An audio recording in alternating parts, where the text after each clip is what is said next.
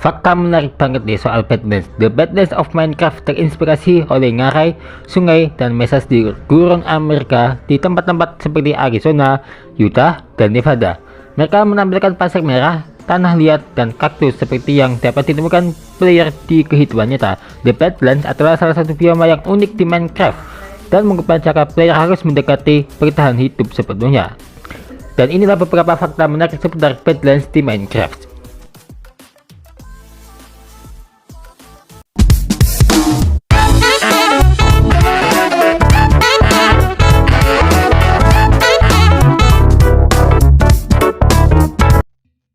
Fakta menarik seputar Badlands yang pertama adalah ini semenjak Minecraft 1.18. Pembaruan Minecraft 1.18 membawa banyak perubahan pada generasi dunia, dan Badlands dipengaruhi oleh ini, seperti kebanyakan bioma lain di dalam Minecraft. Perubahan utama terkait dengan ketinggian dunia yang telah ditingkatkan maksudku ya.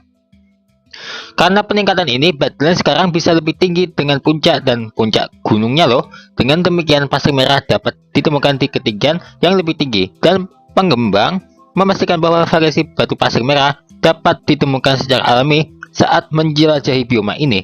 Poros ranjau juga bisa tampak jauh lebih tinggi berkat peningkatan ketinggian dunia. Wah, tapi kok BTW indah banget ya Badlands ini ya. Selanjutnya adalah terakota. The Badlands Biome adalah tempat terbaik untuk menemukan terakota. Nih, banyak banget kan? Ya, menemukan terakota di Minecraft ya ada di biome ini. Material biasanya terbentuk dalam gundukan besar di atas red sand atau pasir merah. Atau berbagai warna terakota yang ditemukan di Badlands. Warna-warni ini khususnya merah, oranye, kuning, putih, abu-abu muda, dan coklat. Antara lain jika player beruntung ya. Player harus menambang gundukan ini dengan beliung, karena jika enggak ada yang jatuh. Terakota memiliki kekerasan yang sama dengan batu sehingga berguna untuk bangunan tertentu. Yaitu juga diwarnai dengan 16 warna yang sama dengan wool untuk membuat skema dan struktur warna yang menarik. Wah, cocok banget buat kalian mau bikin rumah ya. Nih, kalian bisa lihat sendiri kan.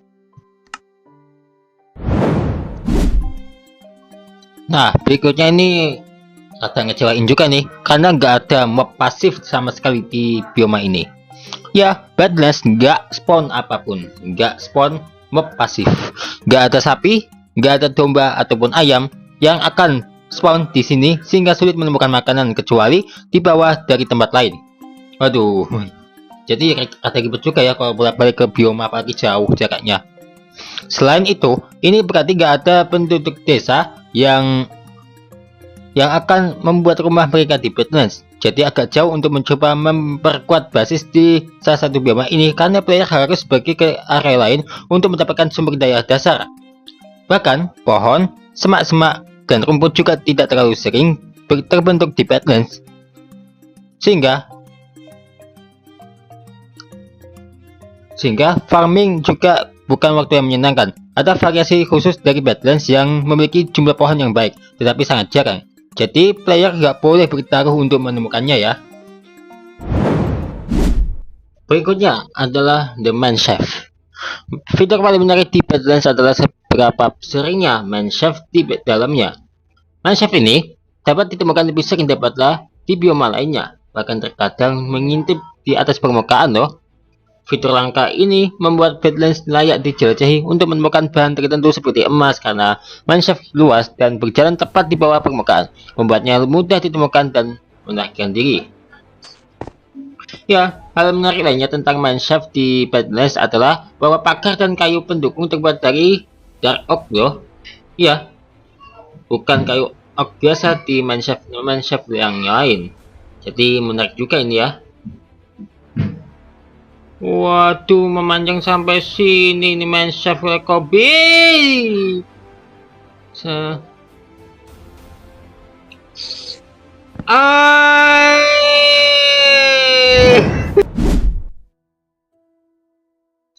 Di sini juga kaya kan. Hei. Aduh. Ya, kaya emas.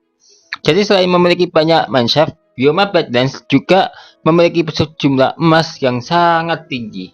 Ya, ini karena tingkat emas yang lebih tinggi muncul di area ini. Tetapi juga karena batas ada di mana emas dapat muncul. Bioma normal hanya memungkinkan emas muncul di Y32, tetapi di Badlands emas dapat ditemukan hingga Y295 sejak 1.18 Cave and Cliffs Update Part 2 yang jauh lebih tinggi daripada biasanya. Berkat 1.18, biji emas juga menghasilkan dalam jumlah besar sekarang ya. Menggabungkan tingkat pemijahan yang tinggi dan jangkauan luas yang dapat ditemukan emas sangat melimpah di Badlands. Terakota adalah bahan langka lainnya yang sering muncul di Badlands. Jadi jika player membutuhkan salah satu bahan, ini adalah tempat terbaik untuk mengumpulkannya loh. Luar biasa.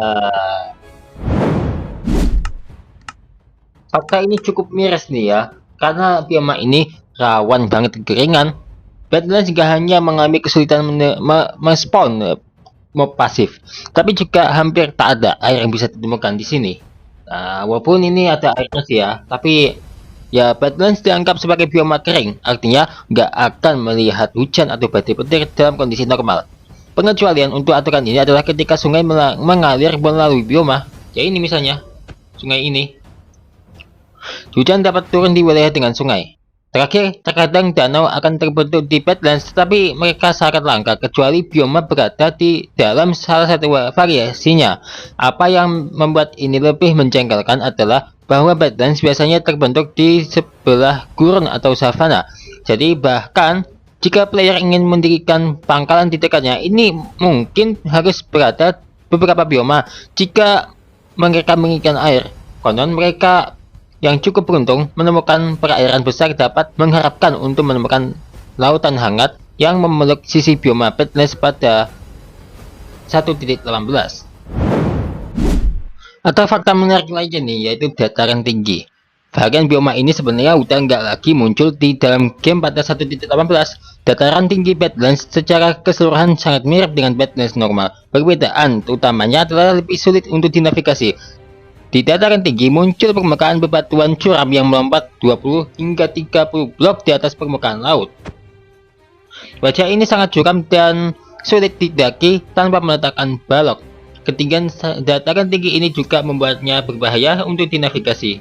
Karena mineshaft lebih sering muncul di Badlands, mereka bisa muncul di sebelah atau di dataran tinggi, menciptakan penurunan yang curam. Jurang juga cukup sering terbentuk di sini, yang berarti penting untuk mengambil setiap langkah dengan hati-hati karena kerusakan akibat jatuh adalah masalah besar. Ngeri banget ya. Selanjutnya ada juga Wooded Badlands Plateau sebelum ya Wooded Badlands ya. Ya sebelumnya dikenal sebagai Wooded Badlands Plateau sebelum 1.18 Cave and Cliffs Update Part 2 adalah variasi yang sangat langka dari Badlands. Seperti namanya sih, player dapat menemukan hutan kecil pepohonan di atas dataran tinggi ini. Meskipun pohon dan rumput dapat tumbuh di sini, tetap tidak disarankan untuk menghasilkan tanaman karena kotoran dasar dan suhu tinggi. Ya, rumput dan dedaunan semuanya terlihat kusam kayak gini nih. Menandakan betapa sedikit air yang benar-benar menjangkau mereka karena nggak ada hujan di Badlands. Jika sebuah pohon spawn di sini, ia memiliki batasan ukurannya dan umumnya lebih kecil daripada yang ditemukan di sebagian besar bioma lainnya. Dan untuk menemukan pohon-pohon ini, player harus memanjat cukup tinggi, yaitu Y100 pada update 1.18 untuk mulai melihat pepohonan spawn. Waduh, ada serigala di sini, siapa ini?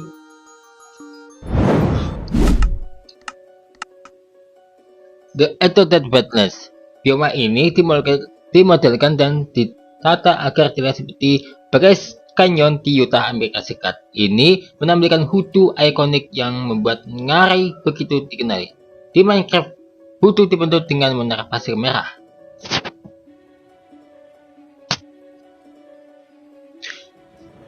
Terakota dan bahan batu yang naik dari bawah ke atas.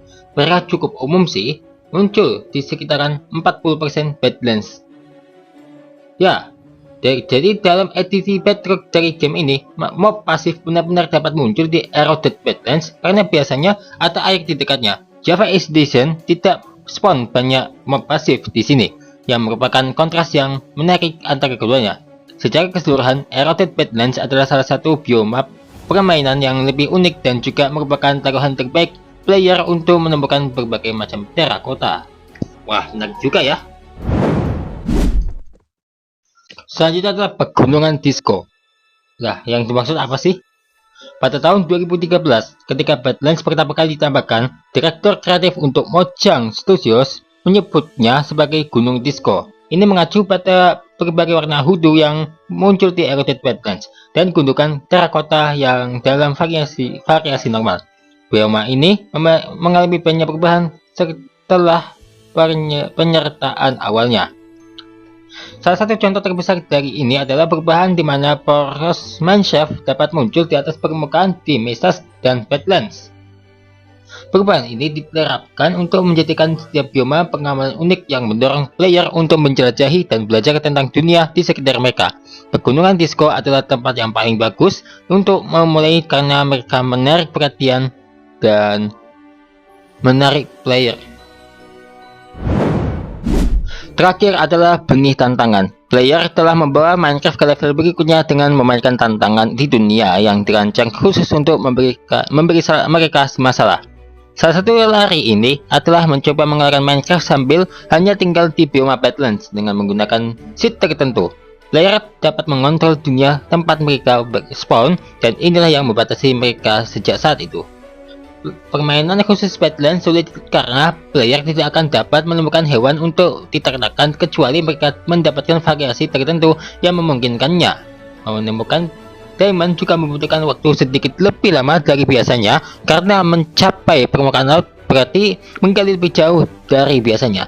Tapi dengan pembaruan 1.18 game ini, permainan tantangan ini mungkin tampak beberapa perubahan karena bagaimana spawn seed telah diubah.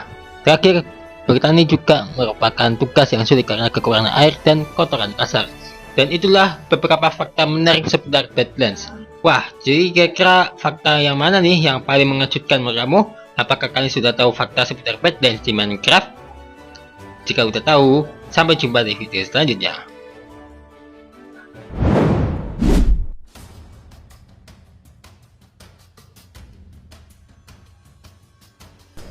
Tiba-tiba saja terjadi serangan maut.